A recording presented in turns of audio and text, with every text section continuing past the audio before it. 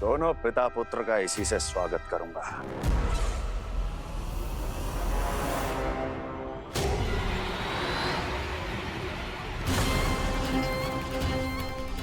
अचानक गदा में ताप कैसा? मेरे हाथ जल रहे हैं।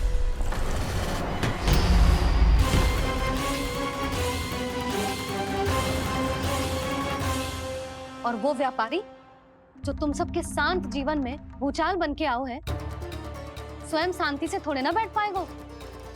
अरे उसके जीवन में उस षड्यंत्र से बहुत अधिक भयंकर भूचाल आएगा।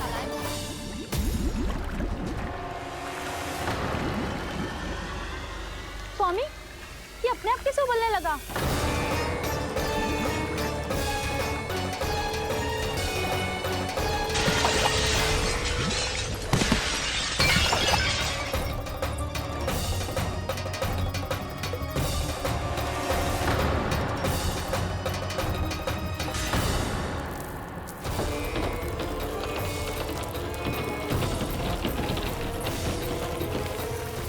स्वामी, आप इस घर को महल बनाने का स्वप्न देख रहे थे, लेकिन ये खंडर बन गया। आप जिसके साथ मैत्री का संबंध स्थापित करके आए, वो कोई महान सम्राट नहीं, दुष्ट है। दुष्ट? उस व्यापारी ने दुष्ट कंस के साथ मिलकर भोले भाले गांव वालों का भोजन छीनो है ना। देखना उन दोनों के भोजन में कीड़े पड़ेंगे।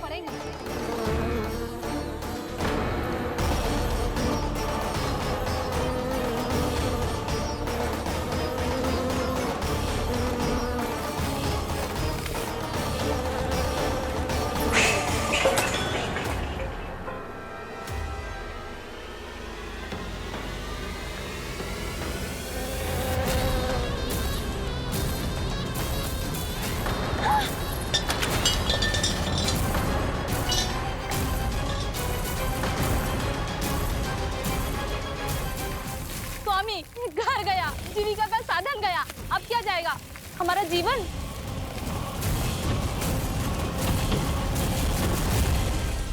महाराज कंस का उपहार, आभूषण वाला संदूक। उन दोनों ने मिलकर तुम सबका दूध दही माखन सच्चा धन छीनने का प्रयास करो है ना।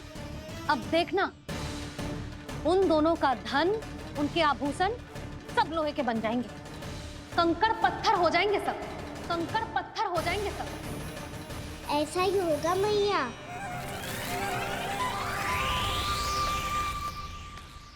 मेरे ग्राहक। लेकिन स्वामी, ये इतने क्रोध में क्यों दिखाई दे रहे हैं?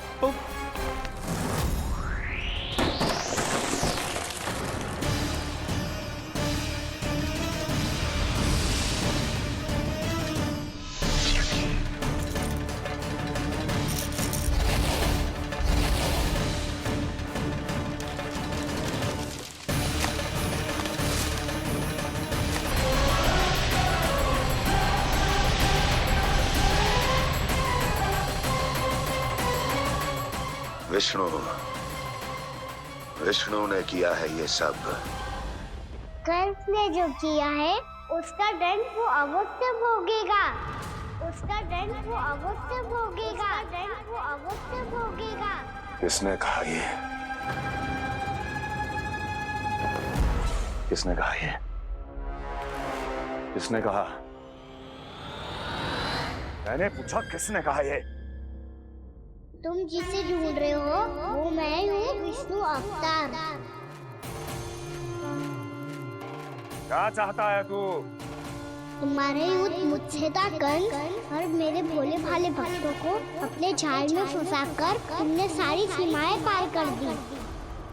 अब जब तक तुम गोकुल के ग्वालों को अनुचित प्रकार के अत्याचार से मुक्त नहीं कर देते, तुम्हारा और अन्य सभी षड्यंत्रकारियों का सामर्थ्य, वैभव, बल सब कुछ नष्ट होता चली जाएगा, और तब तक अपने पूर्व रूप में वापस नहीं आएगा जब तक तुम उन निर्दोषों को जीवन यापन का अधिकार लौटा नहीं देते।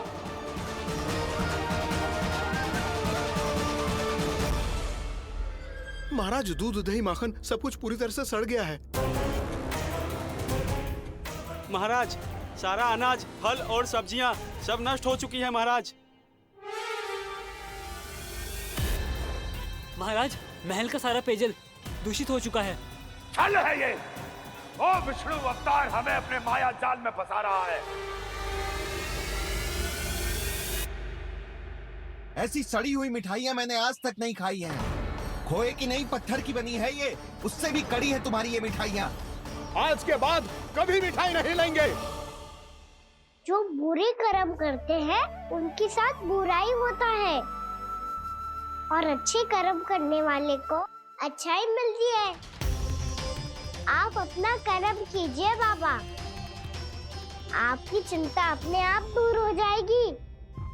और हाँ बाबा, शीघ्र ही आपको एक बड़ा डिनर लेना होगा। स्मरण रखिएगा, जो होता है वो अच्छे के लिए होता है।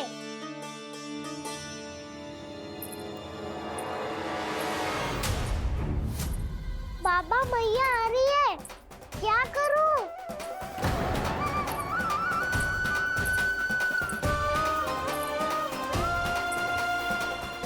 कछु सुझाव दो ना बाबा, जिससे मैया मुझे ऐसे नहीं देख पाए।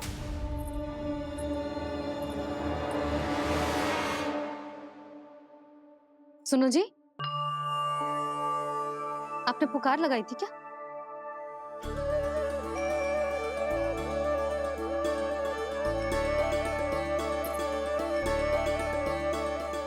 तुम मुस्कुरा क्यों रहे हो?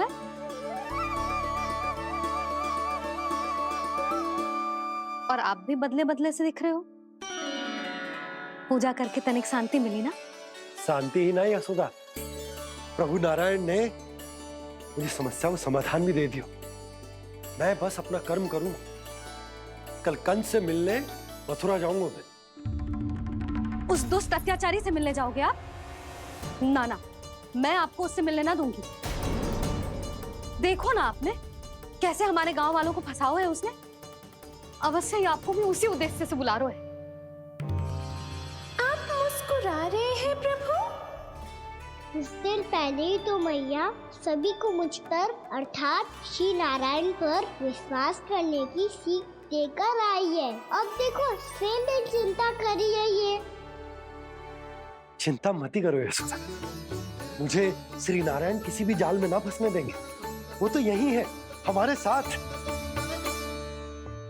यही है, इसका क्या अर्थ है जी? तुमने कही थी ना कि तुमने उन्हें हर जगह देखो, हमारे घर में, गोकुल में। तो इसीलिए तुम चिंता ना करो, मुझे अपना कर्तव्य करने दो। कल भोर होते ही मैं मथुरा निकल जाऊंगा। पता तो चले वो हमसे चाहतो क्या है। ऐसे भूखे प्यासे कब तक रह पाएंगे? कंठ सूख रहा है, जठराग्नि मेरे उदर को जला रही है।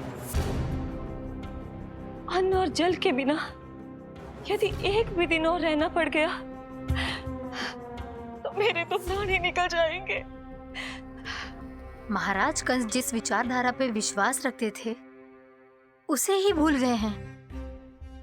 वो ये भूल गए हैं कि युद्ध करने के लिए और उसे पराजित करके स्वयं विजयी होने के लिए स्वयं जीवित रहना आवश्यक होता है।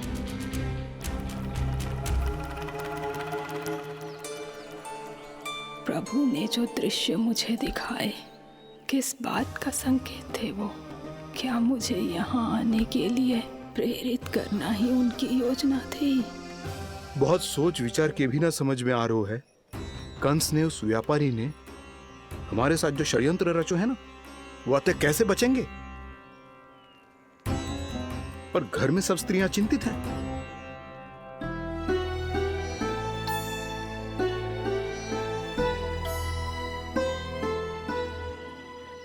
सुनो भाई सब लोग, नंदराज ने निर्णय लियो है कि वो इस बार कंस से मिलने अकेले जाने वाले हैं।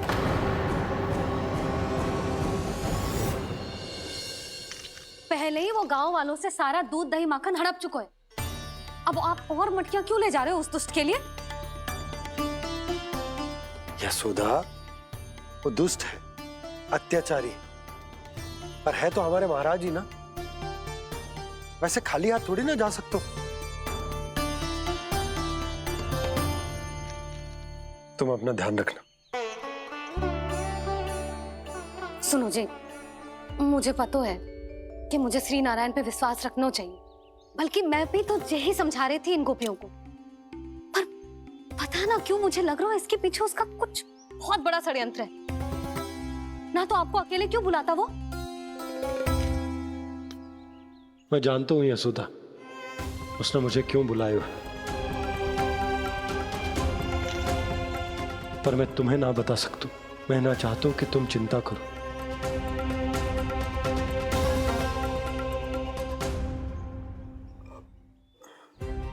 राजा होने के नाते यदि मेरे कुछ करने से मेरी प्रजा का हित होता है तो मुझे वो करना पड़ेगा यशोदा, फिर चाहे वो मुझे कितना ही अप्रिय क्यों ना लगे।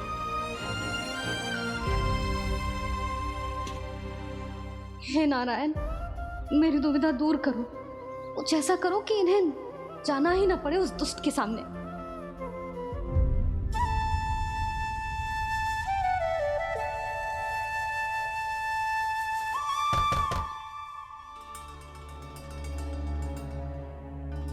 जी इतनी सुबह कौन हो सकता है?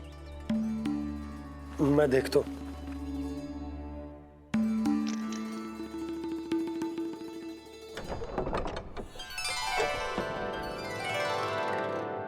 पूर्णामासी, आप? यशोदा,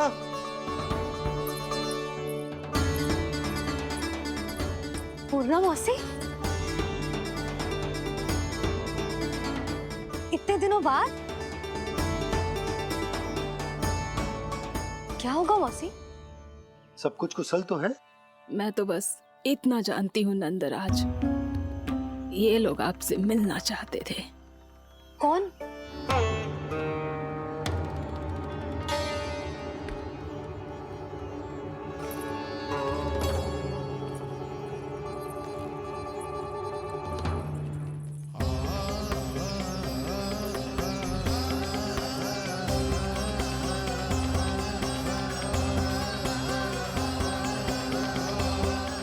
इतनी सुबह आप सब यहाँ? क्या होगा?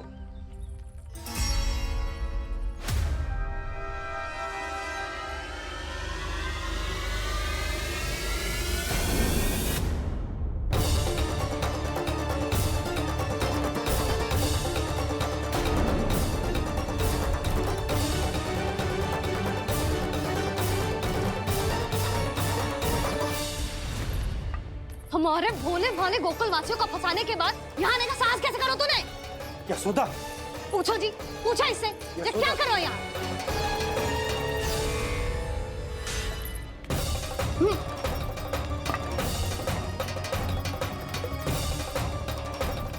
इनकी ये दशा आप सबने तो ना की? नहीं नहीं, इनमें इनका कोई दोष नहीं है। हमारा बस चलता तो इससे भी बुरी दशा करते। ये सब तो मेरी करनी का फल है नंदराज।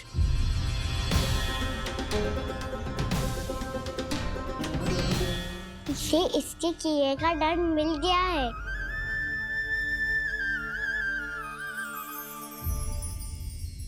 मुझे क्षमा कर दीजिए नंद महाराज, बहुत बड़ी भूल हो गई मुझसे। मैंने इन सब गांव वालों को फंसाने का षड्यंत्र महाराज कंस के कहने पे किया था। वही मेरी भूल थी, मुझे क्षमा कर दीजिए महाराज। बहुत शीघ्र बुद्धि आ गई तुम्हें। मैंने आप सबको लोभ के चाल में फंसाने का प्रयास किया। सच तो ये कि मैं स्वयं लोभ में ग्रस्त था। सब कुछ अधिक से अधिक धन के लिए किया था मैंने। सब कुछ खो दिया। मेरा भोजन सड़ गया, मेरी मिठाई में कीड़े मकोड़े पड़ गए, मेरे स्वर्ण आभूषण मोती सब कंकड़ पत्थर बन गए। अवश्य इसका कोई नया छल है जे। नहीं नहीं नहीं नहीं, मेरा कोई छल नहीं है, मैं सत्य बोल रहा हूं। मैंने कही थी ना, श्री नारायण हमारी सहायता अवश्य करेंगे। दुष्ट और अत्याचारी का दूत बन के आया था ना, ये तो होना ही था। स्वयं श्री नारायण ने न्याय करो है हमारे साथ।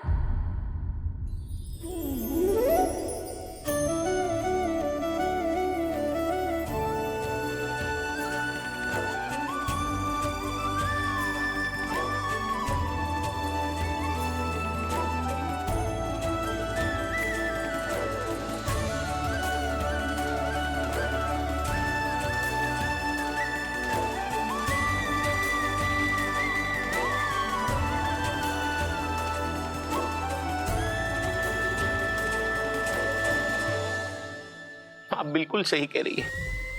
वैसे तो कर्मों का फल मरने के बाद मिल रहा है, लेकिन आपके श्री नारायण ने मुझे इसी जन्म मेरे कर्मों का फल दे दिया, कर्मों का दंड दे दिया। आपका बहुत बहुत धन्यवाद श्री नारायण, बहुत कृपा की हो आपने। पर इसका अर्थ ये ना है कि हम सबने आपको क्षमा कर दियो है। मैं यहाँ क्षमा के लिए नहीं आया हूँ नंदरानी। तो फिर किस लिए आए हैं? मैं तो इन भोले भाले गोप गोपियों को इनकी शपथ से मुक्त कराने आया हूँ। पर इन सब ने वो शपथ अपनी इच्छा से ली थी, आप उसे कैसे मुक्त करा सकते हो? और एक शपथ दिलवाकर।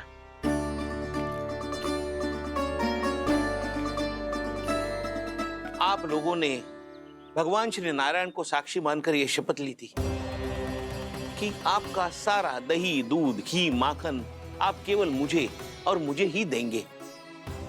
आज उसी भगवान श्री नारायण को साक्षी मानकर मैं आपको शपथ दिलवाता हूं कि आपका सारा दही, दूध, घी, माखन उसमें से एक कण भी आप मुझे नहीं देंगे।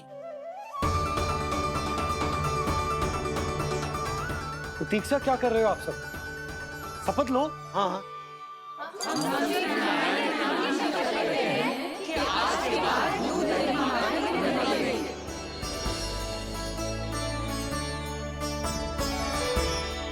जशोदा जी, आपने सही कही थी। हम बस श्री नारायण पर विश्वास रखें तो सारे कार्य सज जाते हैं।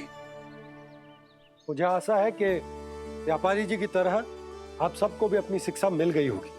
हाँ नंदराज, अब हमें अपनी भूल से सीख मिल गई है।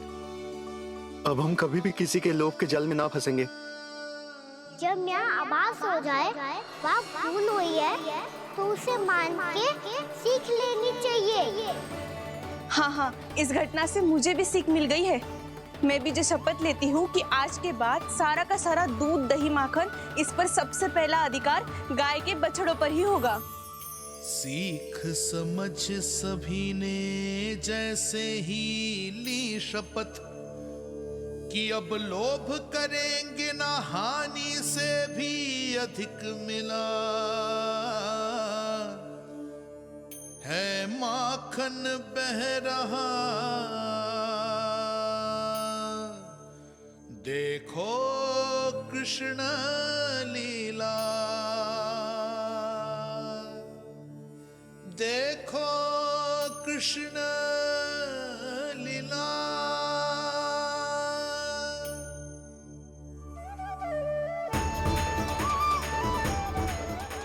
हाँ, और हम दोनों भी श्री नारायण की शपथ लेते हैं, दूध, दही, माखन बेचने के लिए हम बाद में बचाएंगे और पहले अपने बालकों को पेट भर के खिलाएंगे।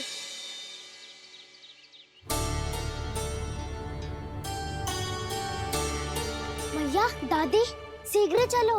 जो माखन प्रसाद की मटकी आप मंदिर से चढ़ा के लाई थी वो पूरी भर गई है और माखन निकल निकल के बह रहा है। इसीलिए बड़बोलो कहलाते है तू। फिर कहने लोगों कथा कहानी। भैया, अपने घर पे भी ऐसा ही हो रहा है।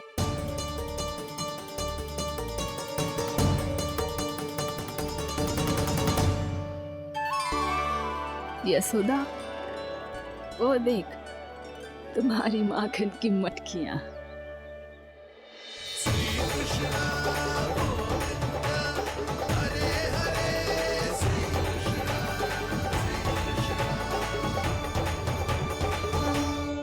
मैंने कहा था ना, आप सभी पर श्री नारायण की विशेष कृपा है। जैसे ही आप सबने अपनी भूल स्वीकार कर ली, भगवान ने आपके माखन की सारी हानि पूरी कर दी।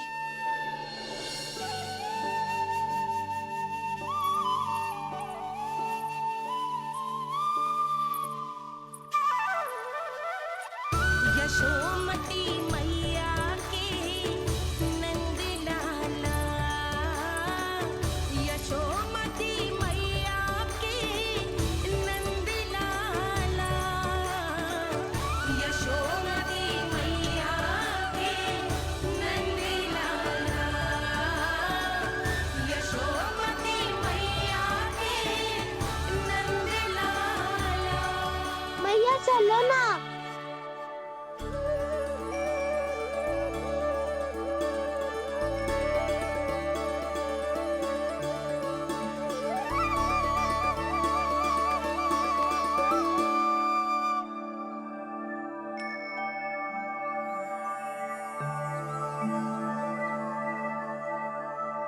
कौन से कान्हा पे विश्वास करूं मैं?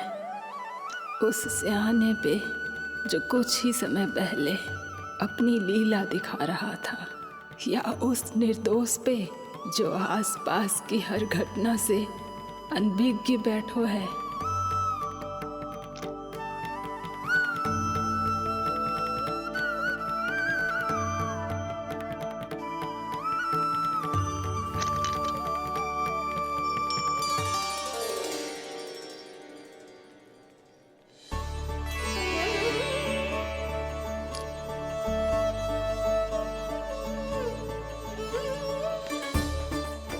तो क्या इसका अर्थ ये है कि जब हम अच्छा कर्म करते हैं तो हमें पुण्य लाभ होता है, और जब हम बुरा कर्म करते हैं तो हमारी हानि होती है, हम पराजित हो जाते हैं?